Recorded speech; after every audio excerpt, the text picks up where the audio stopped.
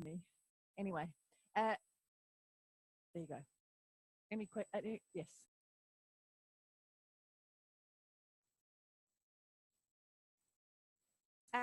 What the aims of Feldenkrais are.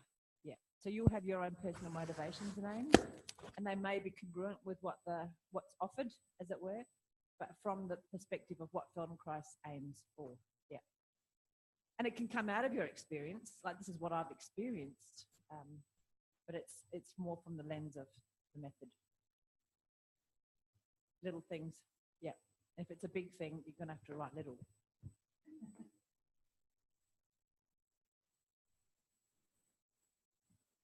Any questions? You can. Yeah. Thanks. You mentioned that a lot of people work with children, and you might be going into the particulars of that and how it might be different. Is it possible to also do the same for people with disability, intellectual or and aged? Yes. So, and again, it's how we do this. We're kind of taking all of the traditional content of trainings out, Jenny and Zara and myself, with this idea of looking at what can be done, what needs to be done when you're all here, and what can be done in the online segments. So we haven't discussed that, but that's a traditional content, is that we invite members of the general public to come in for FIs and staff demonstrate. And we talk about the process a little bit before and a lot afterwards.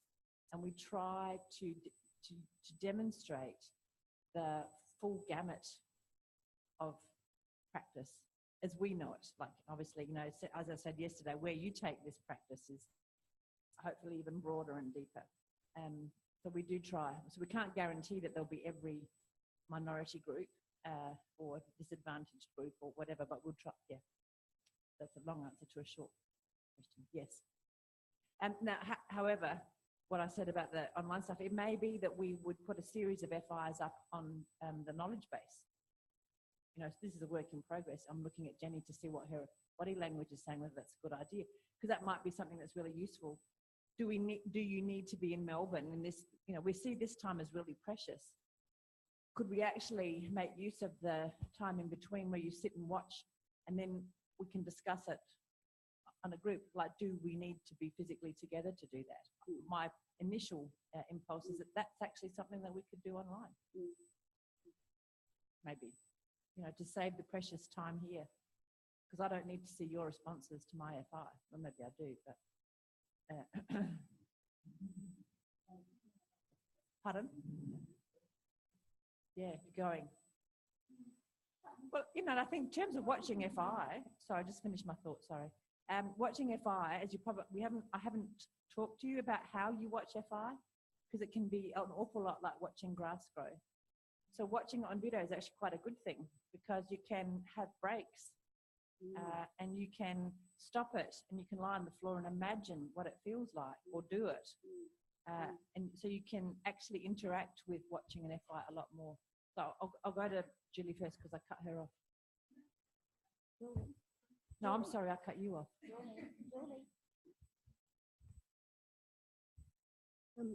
I was just thinking that I feel like I really know very little about so many things, that if you were doing an FI, I'd quite like to be able to ask questions.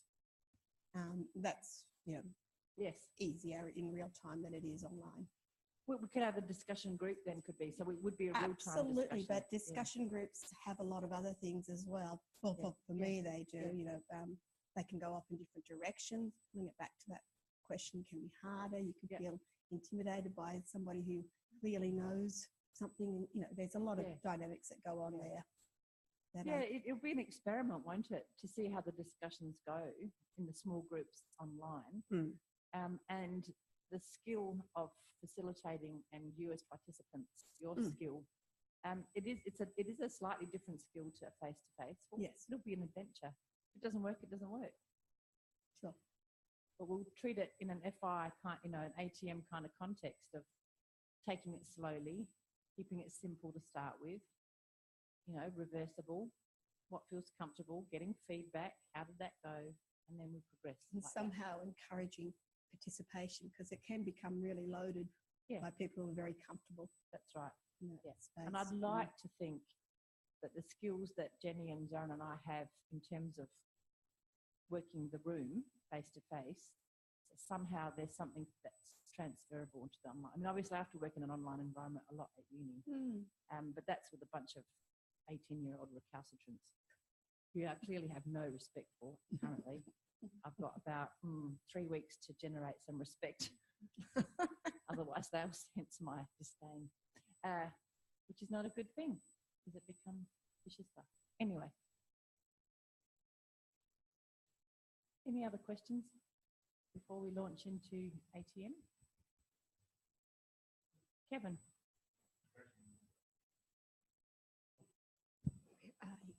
There you go. Good block. You goalie. My footy. Ah. So just a more a statement as opposed to necessarily a question. Maybe there's one at the end. Walking around the supermarket last night, I just felt completely visually assaulted. Visually assaulted. Yes. Yes. Right. As in completely, almost to a point of being really quite overwhelmed. Yes.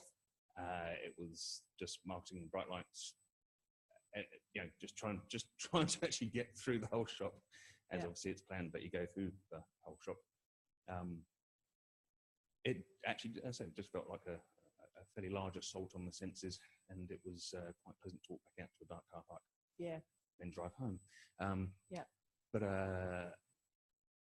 just a real awareness of just how more switched on my eyes were. Yes. And sensory to everything else. Personally. So this is a really important point, is there's a reason why we close down our senses. Here we're kind of assuming that opening up our sensory experience is a good thing. But this is where, one of my colleagues would say awareness sucks. Because if you don't have control over your awareness, like we talked about yesterday, where you can wax and wane it a little bit, when you're in a situation of sensory overload, which is what a supermarket is, it is overwhelming. So that's when the inhibition comes in, and everyone thinks inhibition is a bad word. Now I'm in neuroscience, but inhibition, if we didn't have inhibition, we'd all be in mental institutions. Because part of our development is not just switching things on, but far more importantly, switching things off. And we've got more inhibitory neurons than facilitatory neurons because we've got so many sensors. So in the system, there's a lot of redundancy, what's called redundancy. We have a lot of sensing that we don't need. And we have sensory habits, like we have movement habits, we have sensory habits. So you learn to inhibit what you don't particularly need, and you give weighting to stuff that's the most salient in any given moment. Under normal circumstances, the way you survive in a supermarket is to inhibit the stuff that's not necessary, and you just look for the baked beans, and you don't see the 42 different kinds of tuna, because that's redundancy as well, And in fairness, to sort of start with, it was part of how much can I see? Yeah. And then I sort of completely overloaded and And so then in that situation, and then actually very hard to try to stop. Tried because it was. It's a really important point. This is these things are always a double-edged sword, and more is not better. It's about being discerning. So it's really important to feel overload, and it's really important to feel that because you work with a lot of people who have that in varying degrees. So because I work with people with brain trauma, they often lose their ability to inhibit and selectively weight where their attention goes. So they get overloaded so quickly. But you all get overloaded. You've all had that experience already. I've seen it in each of you, where you've had enough. Sorry? Yeah. So it's then, okay, what do I do to selectively take in as much as I can? So it's a bit like, do I gobble this whole plate of pasta, you know, like those horrible eating contests? And I just, ugh. How do I take enough that's digestible, you know, inhibit the rest? Like, don't gobble, don't hoover the food. What's enough? And sometimes that might mean actually just switching off. It's enough is enough.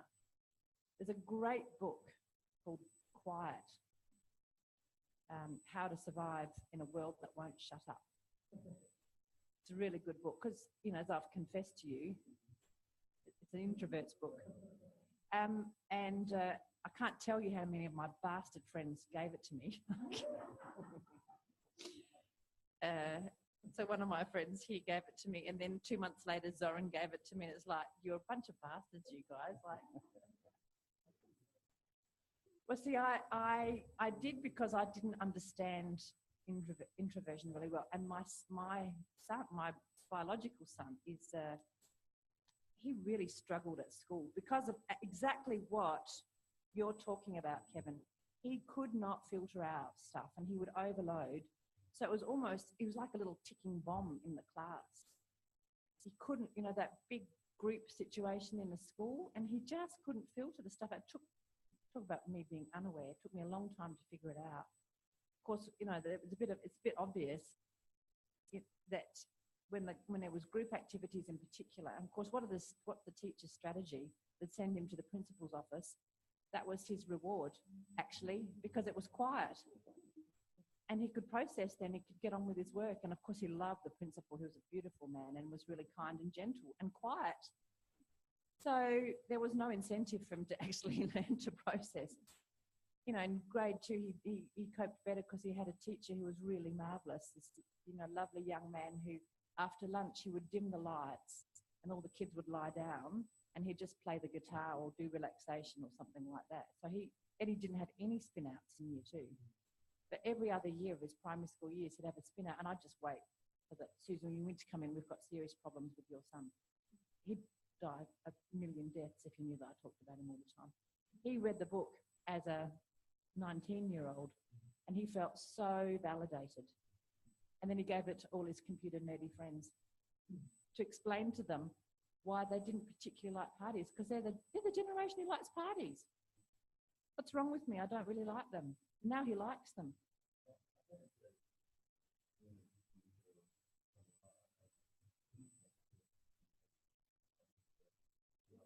Oh, do you want the box to extrovert yourself a little bit?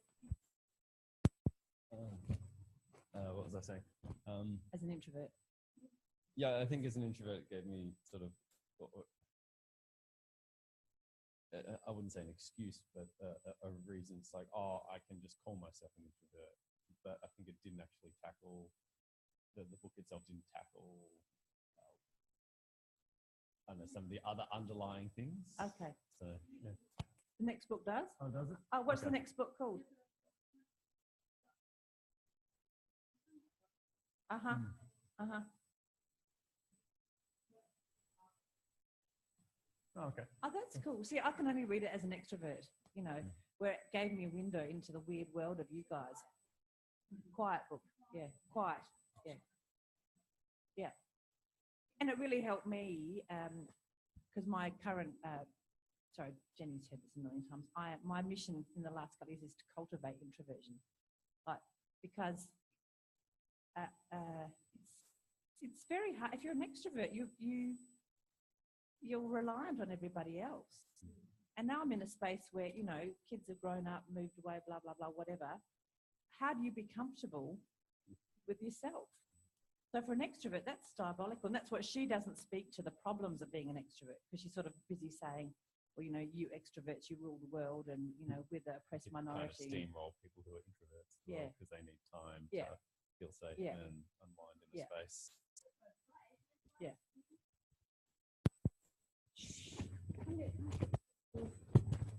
You're just saying something with enthusiasm, and it's shh, and you go, it's all right, I'm not upset or I'm not over, I'm just, this is just passion, this is just enjoying something, and you're constantly being told to quieten down and dampen your enthusiasm. Can be quite hard. And I had a question, is there an inhibition gene? Inhibition gene? Yeah, or part of. Oh, look, your makeup. you're asking the wrong person about genetics. I have to compete with Okay, genetic brain then. researchers. They're inhibition neurons.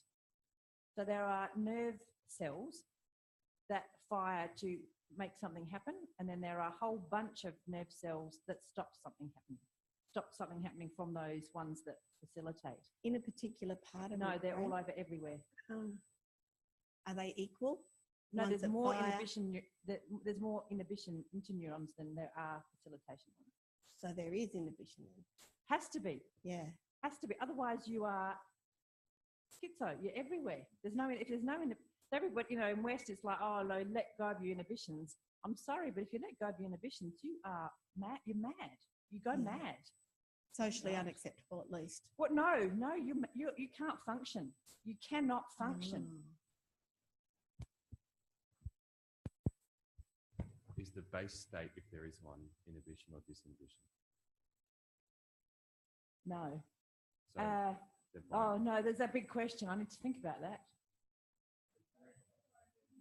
Oh, Is there a base state of inhibition or disinhibition? I'll think about that because that's a big question. There is, the short kind of quick answer is that almost always in our system, homeostasis rules, which means we hover about the mean, i.e., here's the equipoise point, which is neither high blood pressure or low blood pressure or high anxiety or low anxiety or whatever you want to dichotomize like that. We have that mean, or the equipoise sort of thing. And homeostasis means that we go a little bit up over about, and we go a little bit down, a little bit up, a little bit down. So there's several levels of inhibition. So you can look at it from that cellular point of view, or you can look at it where we have, our frontal lobes are what we develop the capacity to do is inhibit at a systems level in the frontal lobes. Because look at the difference between a teenager's behavior and ours is that we are more inhibited. And is that a good thing? Yes. We do not want the world to be run by teenagers because they don't know how to inhibit. It's instant gratification. They overload, so they have tantrums, and there's other hormones as well. So there's a whole bunch of other things. And they're not fully myelinated in their frontal lobes. Their frontal lobes aren't effective. So freedom and disinhibition up to a point, because actually without inhibition, you've got no choices. It's like you've just got this open territory and you've got no maps, no guides, no nothing. So you just walk through everybody's property sort of thing. It's really, when you see somebody who doesn't have that capacity, and we work with people like that, it's not just socially acceptable. They are lost people and they can't function.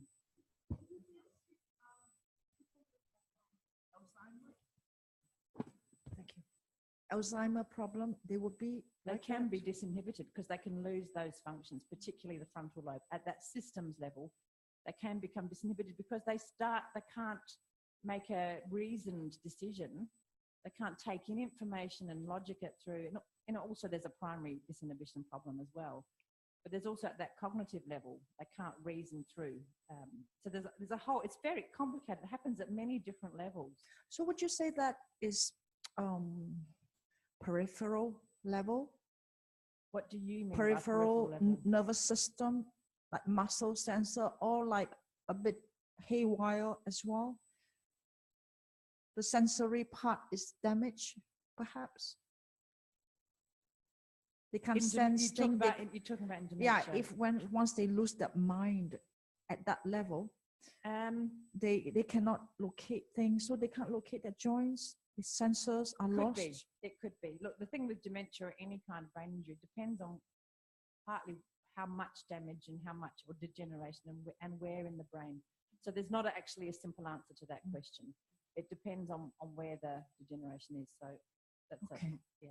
Thank you. Yeah. Oh, actually, Arian, Orion, you were waiting a lot longer than anybody else. Okay. See, he's got inhibition, right? What he just did, which is a generous gesture, is inhibition. He delayed his thing, right? And that's sophisticated and mature. I'm really, you can tell I'm really quite passionate about this. I'm not Californian. This is not a disinhibition is not a good thing. Now, look, if you're so inhibited that you can't move, then you need some disinhibition. I haven't noticed that in too many of you in here. So some of you are learning to disinhibit, and others of you are learning to inhibit. And so this, again, it's this idea of equipoise, where you find this balance between enough inhibition to function and enough disinhibition to function. So you could almost see it as it's not dissimilar to stability and mobility. It's the coordination of the two. That's right. It's the balance, always this equipoise. Am I able to access both? Anyway, sorry, I hijacked you. No, it's good. Tom, like, always used to talk about this, the Feldenkrais student in me. Yeah. And he's saying it's more about focusing on inhibiting for conscious control. And it's the case for music, particularly, I could really relate to. It's not what notes you're pressing, it's really what notes you don't press. And I've loved that thing about the silence in the music, in between the sound, that really makes the music. And I can't get over, like, what you were saying about the foreground and backgrounds. It's been spiraling in my head. Yeah. And it's really like that silence is in the background, and it is our background, and the noise is just supposedly in the foreground. But if we could acknowledge, like in the supermarket, I can so relate to that. Like, I feel like when I walk down the street, everything's trying to rob my awareness. Like, it's just colors. And I know these people have spent so much energy and time and education and stuff, like, just to be really good at it. They know our minds, they know the crowd mentality too, and they just want to hook us and get our money, you know what I mean? And in particular,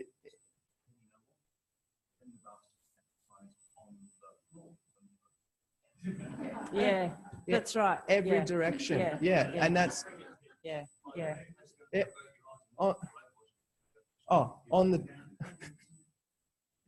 on the tennis, it's like, just like the little in between, like, points, it's like boom. It's like total CGI thing, just crashes down after the tennis. And but it really because it took me a long time, like, particularly like when I was trying to, like, consciously become conscious of myself and sensitive of my awareness. Like, I would get zapped. It's totally zapped energetically, and like I'm a bit of an introvert and extra. Like, I can put on a show, but but in a crowd or in a supermarket or shopping center, for instance, I would, after an hour, like I had like a pet hate for it. I just like didn't want to get dragged in. So it was it's a really, I feel like now it's really important to try that foreground background awareness, particularly for your own mental health. Like I said, if you're going everywhere, and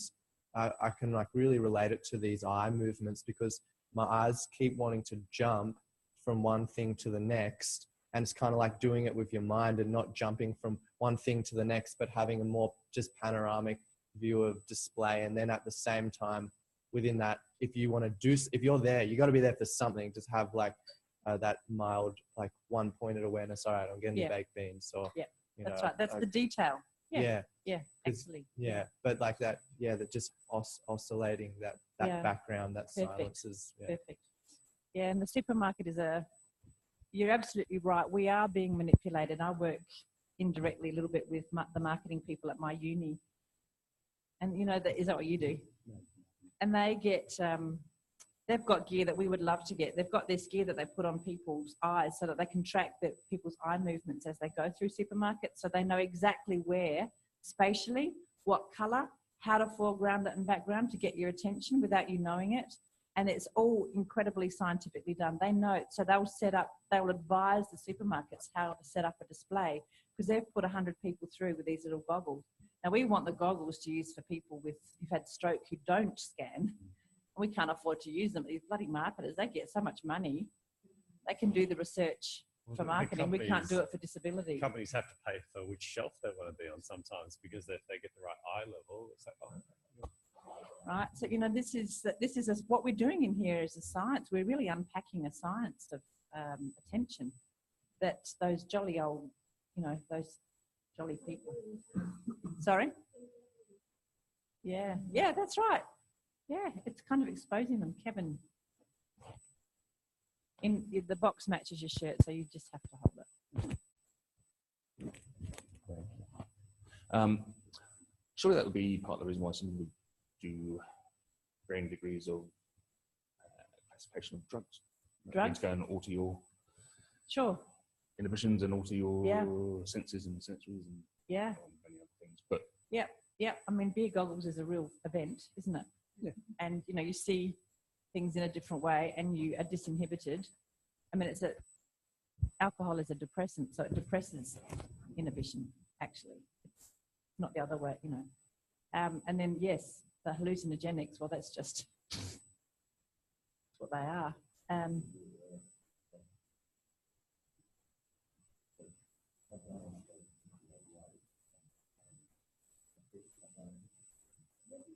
Oh, do you want to check the box? Experimenting with different drugs. Yeah. I ended up coming to the place where they create lenses of perception. Yeah. But you can still have the consciousness, that awareness that sits behind it. Sometimes. Yeah. Well, I mean, you can. Sometimes. Yeah. Not everybody can. Yeah. Like ice, almost nobody can, is my interpretation. Oh, yeah. No, Yeah. I've kind of Yeah. found that to be the most interesting thing. And then you get to the point where you go, oh, this is boring. Yeah. Yeah. The interesting part was putting the lenses on Yeah. and observing it and seeing still the effects upon yourself while still having a hold of yourself. Yeah. Yeah. So your capacity to do that is marvelous and not common. And we were talking before about, you know, habits and patterns. And, you know, if you extend, you know, what a drug habit is a habit, you know, so the addiction is like the Uber habit, where actually I no longer perceive that I've got a choice. I have to have that. We actually haven't sort of brought that extreme end of habits. So that's the really dirty end of habits. You know, we've talked about the benign end of habits, that they're really good and they help us function and they simplify things so that we can be more, we don't have to, you know, waste so much energy, we can be efficient. But that really dark side of habits is when it's an addiction or a compulsion, right? You know, I am compelled, I have no choice. Chronic pain can be compulsive like that. Yeah. And then you add the opioid addiction on top of it and you'll go here first and then you repeat what? Oh. Yeah. Is background and foreground the same thing in autism? Background and foreground, same thing in autism. I don't work a lot with people with autism. My immediate response would be that they find it really difficult to background and foreground and they get overwhelmed. So there's the sensory overload stuff that Kevin has. I'm not saying Kevin's autistic, but let's say that would be a pervasive experience, is what I hear with particularly with children with autism. Yeah.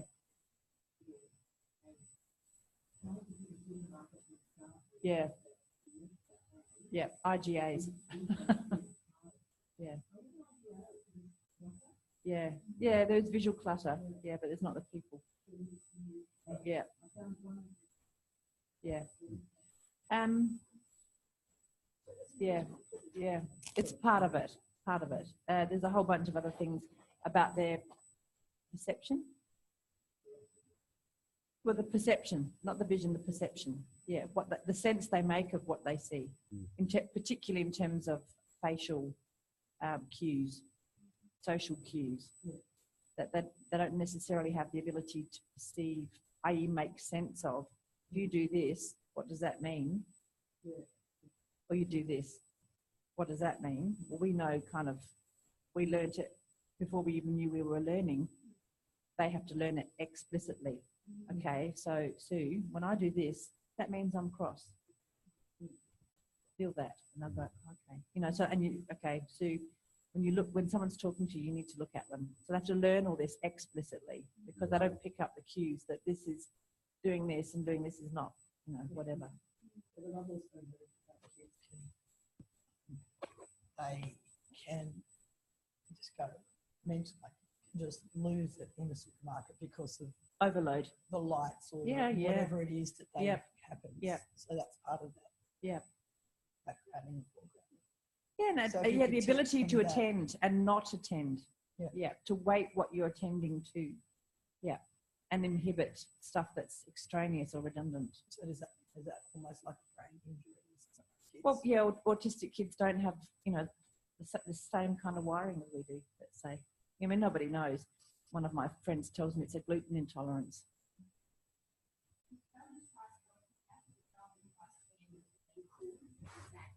They're autistic or not. Yeah, well, To like background some of their senses. yes. Loretta's colleague, my mutual friend / colleague, does marvelous work using Feldy sorts of principles with people with traumatic brain injury who acquire this issue of overloading and not being able to foreground. And she's marvelous what she does, isn't she?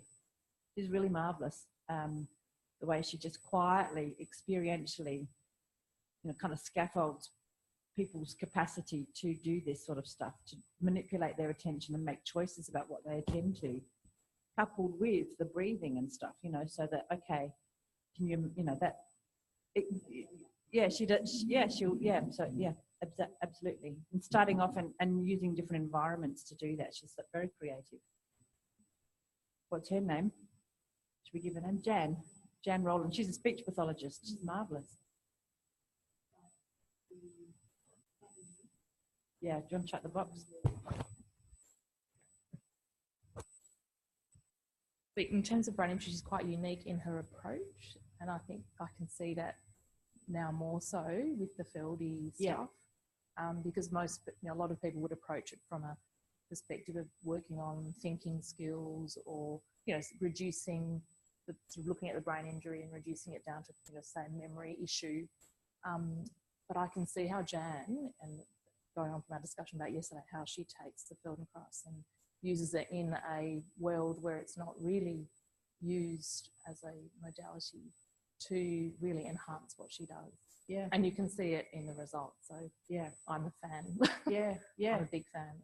Yeah, she's done. That's right. So she's one of those, and she's very humble, as in you want to smack her sometimes. She's so humble. You can you can share this tape with her, which I've said all this to her before. She's one of those examples that I mentioned yesterday where she's taken the potential in this work, combined it with her, 40 years of working with people with brain trauma as a speechie, and it's seamless.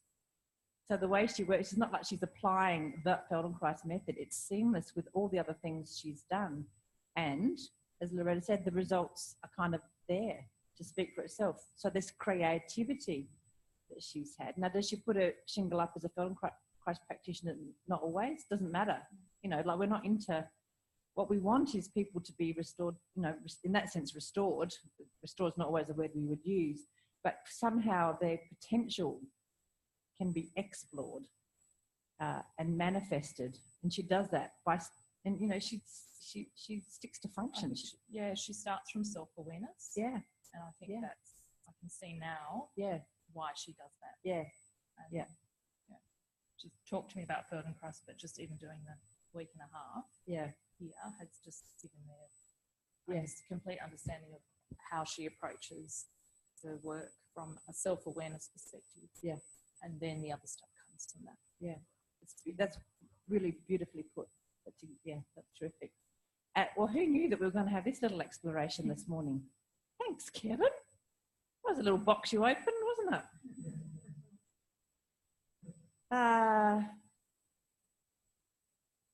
So again, we've presented yet another kind of dichotomy that you can find some equipoise in between being inhibited and disinhibited. So those of you who are feeling a little bit, inhibited, you can cut loose a bit. And those of you who, you tend towards the disinhibited, you can learn to shush a little bit or whatever it is. You just play with these ideas, don't we? You must play with these ideas. You must play now. All right, so getting back to the targets, You can see, you know, there's a lot of soft targets, a lot of soft aims. There's big aims, little aims. Pop anything you like up there.